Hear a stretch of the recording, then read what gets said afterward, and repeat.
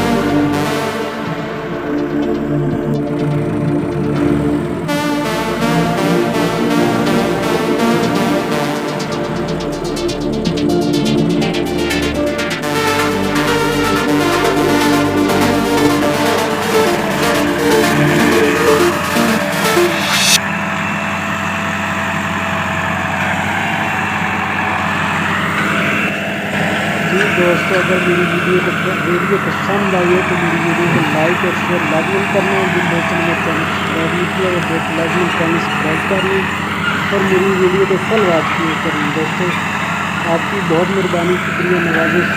फिर next video में मिलेंगे। अल्लाह हाफ़िज़।